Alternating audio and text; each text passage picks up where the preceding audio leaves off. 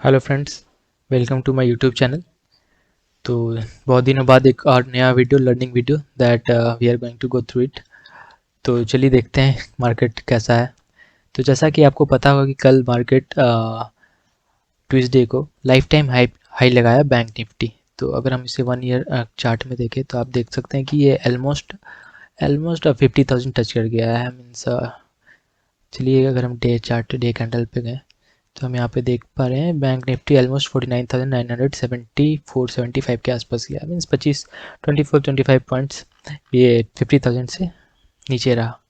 तो फ्रेंड्स, आज के वीडियो पे हम नया कुछ सीखने वाले हैं, जैसे कि लास्ट फ्यू डेज पे मार्केट कैसा रहा और इस मार्केट में कैसे प्रॉफिट कमाना है। और दूसरा कि अभी bank Nifty life time high को टच करके बस हल्का सा फॉल किया है, तो क्या ये यहाँ से गिरेगा या फिर यहाँ पे होल्ड करेगा या फिर एक कंटिन्यूएशन पे चला जाएगा। तो चलिए डिस्कस करते हैं। तो let's go to the day candle. तो फ्रेंड्स, जैसा कि आपने देख पा रहे हैं कि ये लास्ट 2024 का ये चार्ट अगर यहाँ से शुरू हो रहा है कैंडल, तो कैंडल चार्ट अगर जब भी आप यहाँ पे देखेंगे, आप यहाँ पे देख पा रहे हैं कि ये एक तो रेंज में चल रहा है।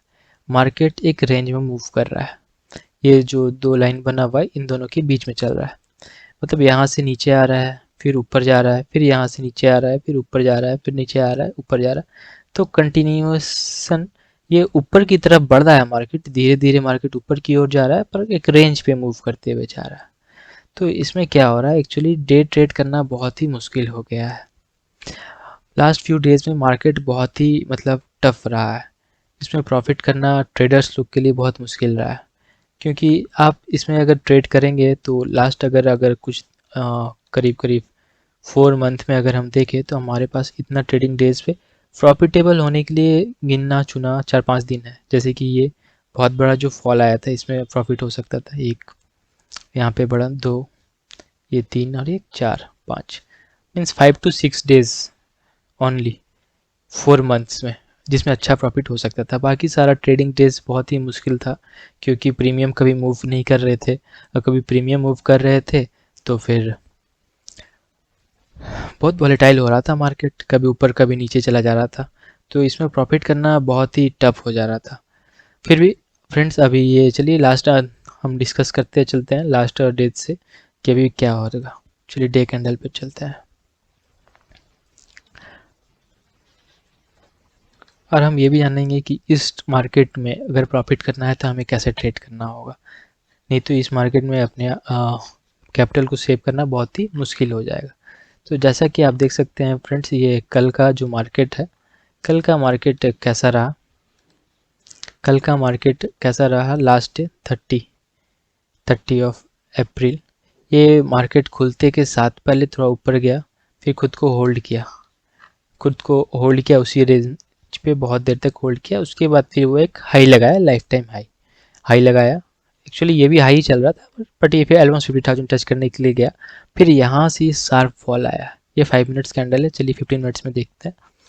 तो जैसा कि आप देख पा रही है 30, कल यहाँ से मार्केट स्टार्ट हुआ, लाइफ टाइम लगा, उसके बाद फिर शार्प फॉल आया। तो क्या ये ऐसा हो सकता है क्या कि मार्केट यहाँ पे लाइफ टाइम हाई लगाया, टच कर गया, अभी यहाँ से वापस जाएगा अपने बेस के लिए। जैसा कि आप लोग देख पा रहे थे कुछ दिन से ये रेंज में चल रहा है, ये मार्केट एक रेंज में चल रहा है। तो जैसा कि अभी फिर से ये मार्केट इस ऊपर अपर रेंज को अपने अपर रेंज को टच किया या थ्रस्ट क्रॉस किया। तो अभी एक यही चांसेस ऐसे हो सकता है कि मार्केट यहाँ से वापस अपने बॉटम में आने के लिए रेडी हो रहा है। यहाँ पे ये शार्प फॉल हुआ, अभी ये कंटिन्यूएशन पे नीचे आ सकता है कुछ दिन पे। First chances is this.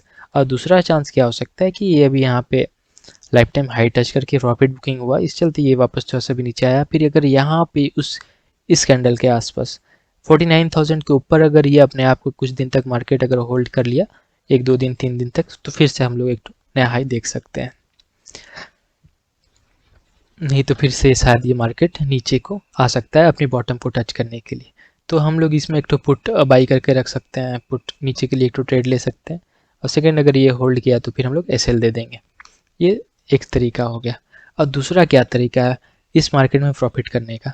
इस मार्केट में हम लोग तभी प्रॉफिट कर सकते हैं जब ये बड़ा बड़ा कैंडल जब मूव हो रहा है। Market this in almost 1000 points move हुआ है, 29 ऑफ अप्रैल को, जैसे कि आप देख पा रहे हैं यहाँ 48,300 400 से ये गया है 49,400 500 ऑलमोस्ट 1000 पॉइंट्स का मूवमेंट हुआ है यहाँ पे इस कैंडल पे।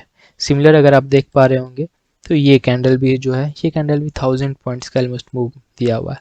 इवन ये कैंडल ये तो उससे भी ज़्यादा का दिया हुआ है, 46,500 से 45,000 ऑलमोस्ट 1500 है, शायद 1500 का मूव दिया हुआ है। तो हम लोग को मेन टारगेट यही करना चाहिए कि जिस दिन मार्केट अच्छा इतना ज़्यादा मूव कर रहा है तो उस दिन हम लोग घर पे प्रॉफिट लेके आए। तो इस दिन में प्रॉफिट लेके आने के लिए क्या तरीका है, क्योंकि मार्केट अगर 1000 पॉइंट मूव कर रहा है तो मिनिमम अगर आप उसमें से मिनिमम 100 पॉइंट 200 पॉइंट 300 पॉइंट जितना भी कैप्चर कर सके दैट इज़ गुड इनफ। क्योंकि अब इस मार्केट में प्रॉफिट करना बहुत ही टफ हो गया, तो हम लोग को जितना भी प्रॉफिट मिले वो काफ़ी है। तो जैसे कि अभी हम देख सकते हैं, हम चलिए लास्ट डे डिस्कस करते हैं। 29 ऑफ अप्रैल को डिस्कस करेंगे, उसके बाद फिर 1 ऑफ मार्च को डिस्कस करेंगे, उसके बाद फिर 23 ऑफ जनवरी को डिस्कस करेंगे। तो चलिए अभी हम चलते हैं 29 ऑफ अप्रैल।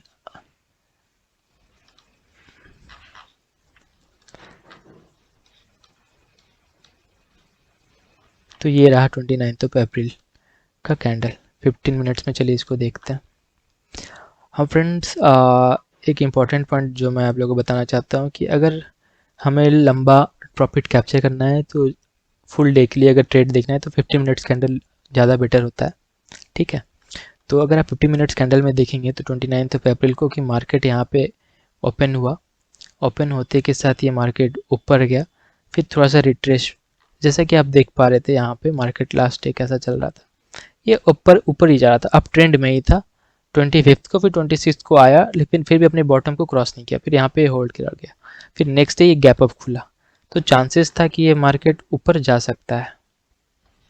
तो यहाँ पे क्या हुआ कि ये मार्केट ऊपर गया, थोड़ा सा रिट्रेसमेंट के लिए नीचे आया, उसके बाद फिर ये एन बना के, एन का शेप बना के अपने आप को एक तो ब्रेकआउट दिया। यहाँ पे आप लोग को पता होगा जैसे कि मार्केट अगर एन शेप में ब्रेकआउट देता है तो हम लोग यहाँ पे बाई कर सकते हैं। तो अगर आप यहाँ पे बाई कर रहे हैं तो आपका एस एल यहाँ पे होना चाहिए।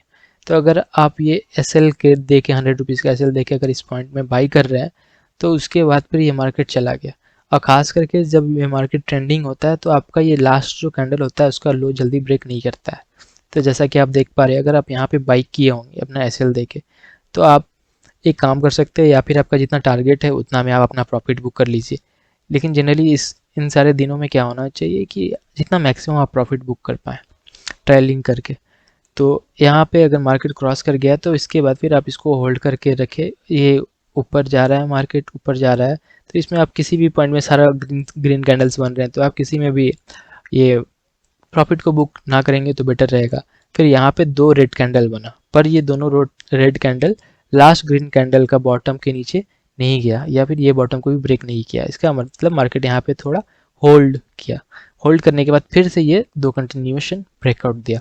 फिर यहाँ पे अगर आप देखें तो ये ग्रीन कैंडल बनने के बाद 2 रेड कैंडल बना, पर दिस टाइम ये ग्रीन कैंडल पे लास्ट आपका जो ग्रीन कैंडल था इसके नीचे चला गया। तो हाँ, आप यहाँ पे प्रॉफिट बुक कर सकते हैं। इस प्रॉफिट में भी अगर आप बुक करते हैं, अगर यहाँ पे आप एंट्री लेते 48,500 से लेके यहाँ पे 49,200, तो भी आपका 700-800 पॉइंट का प्रॉफिट कैप्चर हो रहा था। आप थोड़ा सा बस प्रॉफिट मिस करते लिटिल बिट, जिसमें ये प्रीमियम डीके यहाँ पे भी हो गया था, इससे ज़्यादा प्रॉफिट आप नहीं ले पाते। तो this is how we need to capture the profit for the day in which the day is trending day में हम लोग को ऐसे कैप्चर करना पड़ेगा।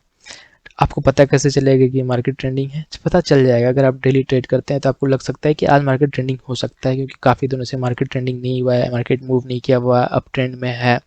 और ब्रेकआउट में अगर आप ट्रेड कर रहे हैं और इसमें होल्ड कर रहे हैं, या फिर आप अपना प्रॉफिट बुक कर लीजिए, उसको फिर दोबारा री एंट्री लीजिए, या फिर इसी ट्रेड को ट्रेल करके अपने मैक्सिमम प्रॉफिट लीजिए। तो ये हो गया 29 ऑफ अप्रैल का। चलिए अब चलते हैं हम लोग 1 ऑफ मार्च। मार्केट काफ़ी वॉलेटाइल रहा है इन दिनों। तो अगर आप 1 ऑफ मार्च को देखते हैं सेम 15 मिनट कैंडल पे, तो ये रहा 15 मिनट कैंडल।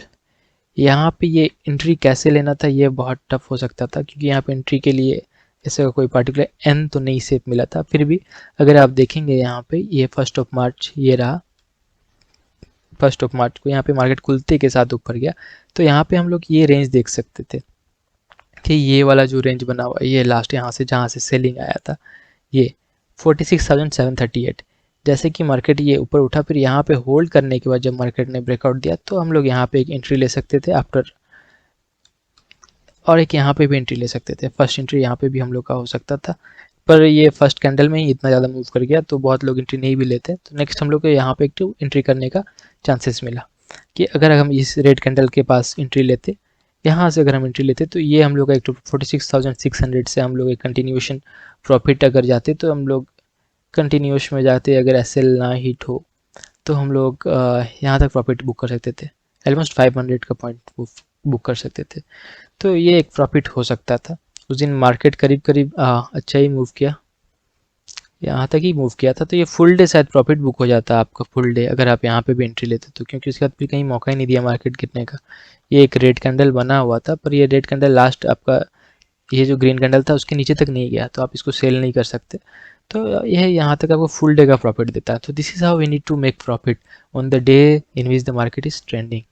चलिए अब हम लास्ट चलते हैं, कौन सा दिन था, 26 जनवरी में बी, सॉरी नॉट 23 जनवरी, तो 23 जनवरी को चलते हैं।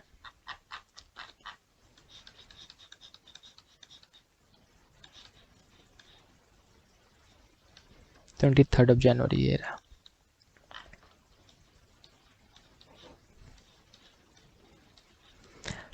जनवरी देखिए इस दिन क्या हुआ, मार्केट गैप अप खुला, मार्केट एक रेंज पे था, यहाँ पे एक बहुत दिन से एक रेंज पे मार्केट था, खुद को यहाँ पे करीब करीब इस रेंज में था। तो यहाँ पे क्या हुआ कि इस रेंज पे था तो मार्केट गैप अप खुला, गैप अप खुलते के साथ फर्स्ट 2-3 कैंडल के बाद एक सौ रेड ग्रीन दो रेड बनने के बाद ग्रीन बना, फिर से ये गिरा। तो ये एक्चुअली सेलिंग बहुत फास्ट होता है, टाइम नहीं मिलता है, समझने में नहीं आ पाता है जल्दी। पर जैसे कि आप देख रहे हो कंटिन्यूअस अगर ये 15 मिनट्स में हम चले तो ज़्यादा बेटर होगा।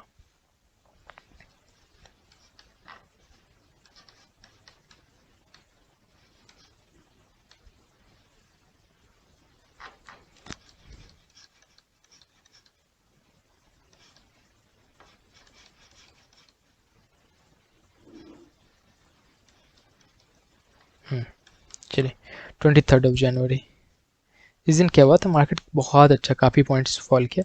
तो कंटिन्यूअस कैंडल में हम लोग इसमें ट्रेड कर सकते हैं कि लास्ट जो रेड कैंडल बना है अगर ये उसका टॉप ब्रेक नहीं करता है तो तब तक हम लोग एंट्री पुट में एंट्री करके रुक सकते हैं। तो अगर आप ये आफ्टर 15 मिनट्स भी अगर एंट्री कर रहे हैं, या फिर अगर आप इस रीज़न के लिए वेट कर रहे थे कि अगर ये ब्रेकआउट हो, यहाँ पे मार्केट एक रेंज बनाया है उसके बाद एंट्री करे, तो भी सही है। अगर आप यहाँ पे एंट्री ले या फिर यहाँ पे भी एंट्री लेते हैं तो 46,000 के पास अगर आप एंट्री लेते हैं तो ये फुल डे में अगर आप देखें तो ये फॉल करते आया। यहाँ पे ये हल्का सा छोटा कैंडल बनाया पर ये ज़्यादा रिकवर नहीं कर पाया खुद को, फिर भी ये यहाँ से फिर फॉल करके ये ऑलमोस्ट 46,900 तक 44,900 फ्रॉम 46,000। तो ये काफ़ी बड़ा पॉइंट है, 46,000 टू 44,000, लगभग 1100 पॉइंट का मूवमेंट है। तो अगर आप इसमें आप 500 पॉइंट 600 पॉइंट भी कैप्चर कर पाए तो ये बहुत ही बड़ा है प्रॉफिट है। अगर आपका लॉट जाता है तो ये अच्छा खासा प्रॉफिट होगा। तो this is how we need to make profit. और सबसे बड़ा most important point friends, that never trade without SL. हम लोग को कभी भी विदाउट स्टॉप लॉस ट्रेड नहीं करना चाहिए, क्योंकि हमें नहीं पता कि मार्केट कब कैसा मूव करेगा। Everything is not predictable. तो मार्केट कैसा मूव करेगा कोई नहीं कह सकता। दिस इज़ हम लोग क्या कर सकते हैं, बस प्रिडिक्ट कर सकते हैं, प्रोबेबिलिटी लगा सकते हैं कि अभी मार्केट यहाँ है, यहाँ से यहाँ आ सकता है, यहाँ पे होल्ड करके फिर ऊपर जा सकता है, ऊपर या फिर नीचे, यही 2 प्रिडिक्ट होता है। तो यही 2 प्रिडिक्ट में हम लोग के बेसिस में देखना है कि मार्केट कैसा मूव करता है। After that we will decide that how to trade. So इसी चलते कभी भी विदाउट स्टॉप लॉस हम लोग को ट्रेड नहीं करना है। और प्रॉफिट अगर हम लोग को ज़्यादा प्रॉफिट कमाना है तो हमेशा स्टॉप लॉस या फिर ट्रेल करके ही लास्ट ट्रेंडिंग डेज को कैप्चर करना पड़ेगा। So thank you friends for watching my video. I hope you are learning something from my video, these learning videos. और एक इम्पॉर्टेंट पॉइंट फ्रेंड्स, जैसे कि आप लोगों ने मेरे YouTube चैनल पे देखा होगा कि मैंने बहुत सारा शॉर्ट्स के माध्यम से बहुत सारा शेयर के बारे में आप लोगों को इन्फॉर्म किया था। अगर आप वो सारे शेयर्स के बारे में अगर अभी जाके देखेंगे तो वो सारे शेयर्स बहुत ही अच्छा मूव कर चुके हैं। मैं 1-2 शेयर आप लोग को दिखा देता हूँ। तो जैसा कि आप देख पा रहे हैं, लास्ट जो एक तो शेयर जो मैंने शेयर किया था वो था तेजस नेटवर्क लिमिटेड, जो कि मैंने आपको यहाँ पे बॉटम पे बाई करने के बोला था 532 रुपीज़ में 2023 के जनवरी पे, और टारगेट मैंने यहाँ तक दिया था। ऑलमोस्ट ये प्रॉफिट तो मिला ही मिला, साथ में ये मार्केट अभी ये शेयर अभी यहाँ पे 1100 के आसपास चल रहा है। तो ये अगर आप यहाँ पे बाई करके यहाँ पे प्रॉफिट बुक कर लेते या फिर दोबारा इस रेंज पे वगैरह बाई करते तो ये अच्छा खासा प्रॉफिट दिया। फिर दूसरा एक शेयर जो मैंने बताया था एजिस केमिकल, जो कि मैंने यहाँ पे बाई करने बोला था, टारगेट यहाँ तक बताया था कि पर ऑलमोस्ट वहाँ तक गया, फिर थोड़ा बॉटम पे आया, फिर नेक्स्ट टाइम वो जब वो वहाँ पे टच कर गया फिर थर्ड टाइम पे ये ब्रेकआउट दिया। तो ऐसे कुछ कुछ शेयर हैं जो मैंने शेयर किया था। एक EI होटल भी बहुत अच्छा मूव किया जो मैंने शेयर किया था, मे बी हाँ EI होटल जो यहाँ पे मैंने शेयर किया था बाई करने के लिए, वो काफ़ी अच्छे 200 से 400 फिर 500 तक चल रहा है। इन्वेस्टमेंट ने बताया था। फिर एक पॉलीकैब जो बताया था मैंने कि बहुत ही तगड़ा शेयर है for investment, you can buy this share. तो जैसा आप लोग देख पा रहे होंगे कि ये काफ़ी अच्छा मूव किया हुआ है। मैं कहीं इस रेंज पे बाई करने के लिए बताया था 2300 के आसपास में, जो कि अभी बहुत ही अच्छा टारगेट पहुंच चुका है, ऑलमोस्ट 5700 के आसपास चल रहा है।